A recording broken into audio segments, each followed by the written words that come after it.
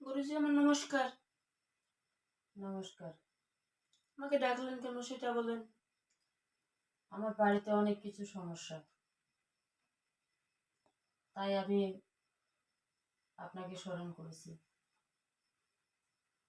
আপনার বাসায় জি। মিষ্টি খাওয়াবে? আমার কাজ যদি হয় তাহলে অবশ্যই খাওয়াবো। আমি তথ্য দিব, কাজ করার মালিক তো আমি নয়। কাজ করার মালিক তো স্বয়ং ভগবান। বুঝতে পারছেন? জি। মিষ্টি খাওয়াবেন? অবশ্যই খাওয়াবো। আমাকে পূজা দিবেন? অবশ্যই দেব।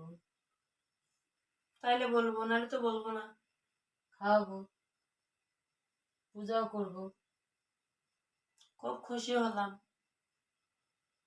আপনি মুসলিম না হিন্দু? আমি মুসলিম। তাহলে আমাকে যে মানছেন, আমি খুব খুশি হলাম। তা যাই বলতেছি, বাসায় কি মাটি নিয়ে এসেছেন? নিয়ে এসেছি। দেন, আমি দেখতেছি। জয়।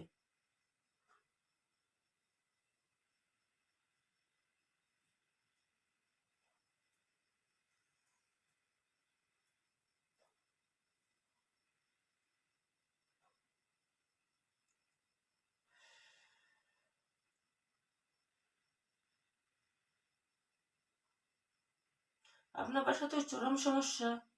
কি সমস্যা? স্বামী স্ত্রীর তো কারো মিল নেই। আগে তো ভালো মিল ছিল, এখন তো মিল নেই। কেন নাই জানো? কেন?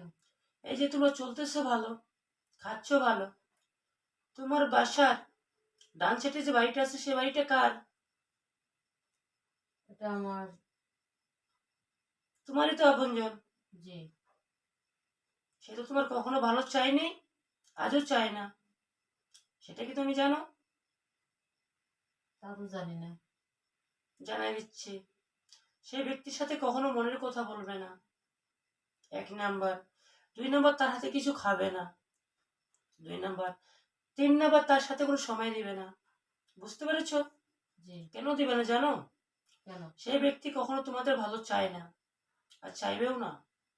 আর তোমার স্বামী স্ত্রীর মধ্যে দ্বন্দ্ব লাগার জন্য সে কিছু তোমাদের বাসায় কিছু জড়িবুটি, কিছু তাবিজ ফুবিজ করেছে। সেগুলো কি তোলা যাবে? অবশ্যই যাবে, কেন যাবে না? কোন গুরুজির দ্বারা তুলবে সেটা বলো। আমি আপনাকে দিয়েই তুলবো। সম্ভব না। আমি দিক দিতে পারি, তাহলে বলেন। কিন্তু কাজ করার মালিক তো স্বয়ং ভগবান। আর যাকে দিয়ে কাজ করবেন, আমি গণনা করতে পারি তাকে দিয়ে কাজটা আমার খাটবে কিনা। সেই গুরুজির নাম বলেন।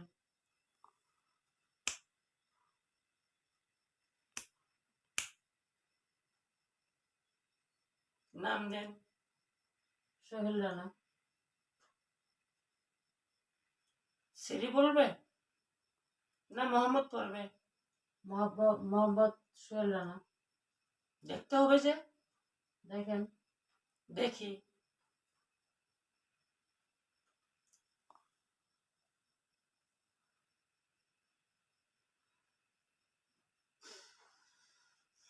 সোহেলের কথা বলতেছেন? জি। তার ভিতরে তো কাল্পনিক অনেক বিদ্যা রয়েছে। গুরুজিকে আমার নমস্কার জানাবেন। নমস্কার। যে নামটা বললেন জি। সে গুরুজিকে আমার প্রণাম জানাবেন। গুরুজিকে বলবেন ওনাকে আমি ভক্তি করছি এবং ভক্তি জানাইলাম। ভগবান যদি সহায় থাকেন, কাজটা 72 ঘন্টার মধ্যেই কাজটা সাকসেস হয়ে যাবে। সে যদি তার মনের মতোই করে। বুঝতে পারছেন? জি। জরিগুলা তুলতে হবে।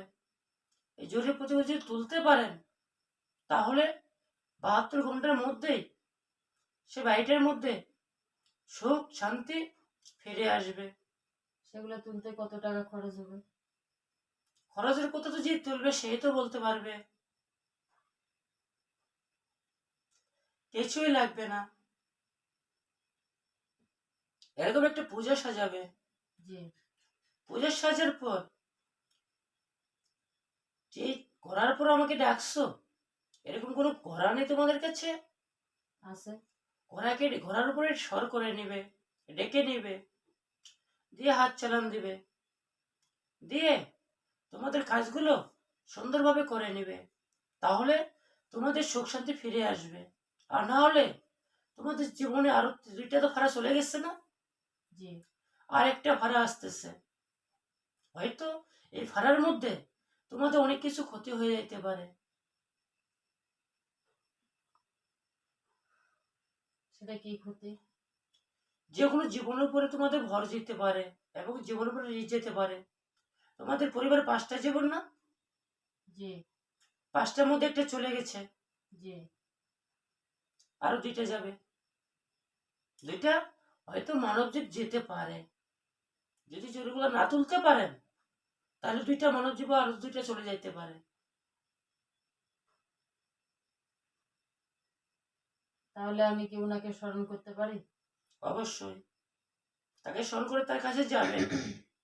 হয়তো সে তো কাজ মনে হয় সারে দিছে, ওনার ওয়াইফ? সে তো কাজ সারে দিচ্ছে। যদি তার মনে ভালো লেগে থাকে, তাকে যদি আপনি হাত পা ধরে যদি তাকে যদি আপনি কাজটা করে যদি রাজি করতে পারেন, তাহলে ভগবানের অসীমের বাড়িতে ভগবান আপনাদেরকে বাঁচাই দিবে। আর না হলে বাঁচতে পারবেন না। সংসারের মধ্যে বেশি অশান্তি লাগে যাবে এবং 2টা মানব জীব তোমাদের এখান থেকে চলে যাবে। জয় শ্রীরাম।